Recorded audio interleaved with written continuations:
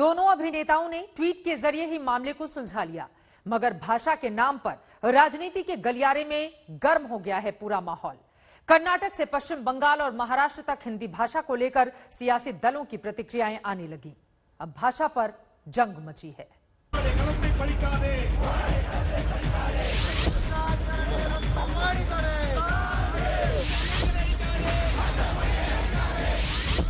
हिंदी भाषा पर मचे इस विवाद पर कर्नाटक के पूर्व सीएम और जनता दल सेकुलर के नेता एचडी कुमारस्वामी ने भी प्रतिक्रिया दी है। अभिनेता सुदीप किच्चा का ये कहना कि हिंदी एक राष्ट्रभाषा नहीं है, सही है। उनके बयान में गलती खोजने की कोई बात नहीं है। अभिनेता अजय देवगन न केवल स्वभाव से हाइपर हैं, बल्कि हिंदी को राष्ट्रभाषा के रूप में उनके विचार, उनके हास्यास्पद व्यवहार को दर्शाते हैं। कुमारस्वामी ने आगे लिखा, एक राष्ट्र, एक कर, एक भाषा और एक सरकार के बीजेपी के हिंदी राष्ट्रवाद के मुखपत्र के रूप में अजय देवगन ने बकवास की है। अजय देवगन के ट्वीट पर कर्नाटक के पूर्व मुख्यमंत्री और कांग्रेस के नेता ने ट्वीट किया, हिंदी हमारी राष्ट्रभाषा कभी नहीं थी और न कभी होगी। हमारे देश की भाषाई विविधता का सम्मान करना प्रत्येक भारतीय का कर्तव्य है। प्रत्येक भाषा का अपना समृद्ध इतिहास होता है जिस पर लोगों को गर्व है। मुझे कन्नड़ होने पर गर्व है। कर्नाटक कांग्रेस के नेताओं ने एक सुर में अजय देवगन की खबर ले ली। हर भाषा को सब लोग सीखनी चाहिए, चाहे इंग्लिश हो, हिंदी हो, लेकिन हमारी मातृभाषा जैसे कर्नाटक में कन्नड़ा हमारे लिए बहुत इंपॉर्टेंट है।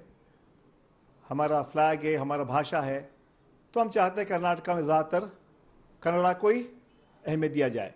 लेकिन हम चाहते हैं कि सब लोग सब लैंग्वेज पढ़े, हिंदी भी पढ़े, सीखे, इंग्लिश भी सीखे। English is international language, Hindi is also very important language. If you go to north, अगर आप उत्तर भारत जाएंगे तो वहाँ हिंदी की बहुत ज़रूरत है, क्योंकि हिंदी भी सीखना चाहिए।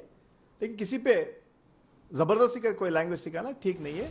Hating any other language or opposing any language.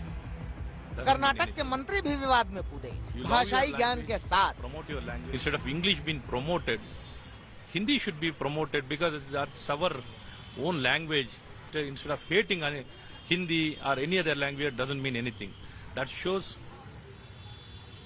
the attitude or the thought. बात महाराष्ट्र की सियासत तक पहुंची। शिवसेना ने भी अजय देवगन को संविधान का पाठ पढ़ाया। सबसे पहले तो मैं कहूंगी Hindi was never the national language. सबसे पहले बात ये समझाना चाहूंगी, हमारा जो देश है एक डाइवर्स देश है और उस देश में अलग अलग लैंग्वेजेस हैं। मराठी हो, बंगाली हो, कन्नड़ा हो, तमिल हो, तेलुगु हो, ये सारी ऑफिशियल लैंग्वेजेस के अंतर्गत आती हैं और वो हमारे कॉन्स्टिट्यूशन ने उनको ऑफिशियल लैंग्वेज का स्टेटस दिया है। तो मैं बस यही उम्मीद करूंगी अजय देवगन जी इससे अवगत होंगे, उनको कॉन्स्टिट्यूशन की ज्यादा जानकारी हो सकता है इस मुद्दे पे ना हो, पर ये ऑफिशियल लैंग्वेज की कैटेगरी में हिंदी आता है जैसे कि बाकी सारे भाषा आती है। पश्चिम बंगाल के मुख्यमंत्री ममता बनर्जी ने भी कहा कि भारत विविधताओं का देश है।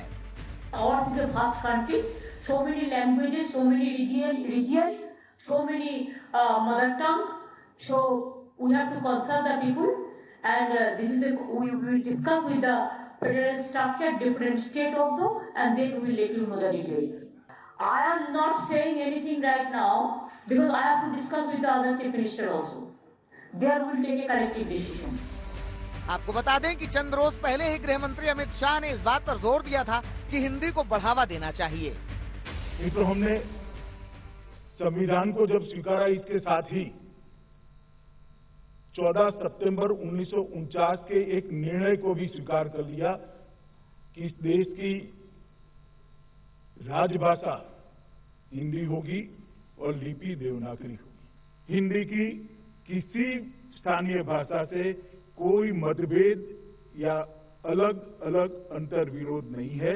हिंदी भारत की सभी भाषाओं की सखी है और वो सह-अस्तित्व से ही आगे बढ़ती है। इस बात में कहां कोई दो राय है कि भारत एक ऐसा देश है जहां कोस कोस पर बदले पानी, 4 कोस पर पानी।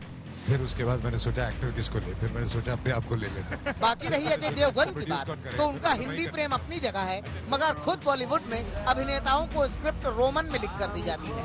शूटिंग के दौरान ज्यादातर एक्टर डायरेक्टर अंग्रेजी में बात करते हैं और हिंदी सिनेमा जगत के बजाय वो खुद को बॉलीवुड कहते हैं। एक बात और, कल अजय देवगन की फिल्म रनवे 34 रिलीज हो रही है। आज तक ब्यूरो।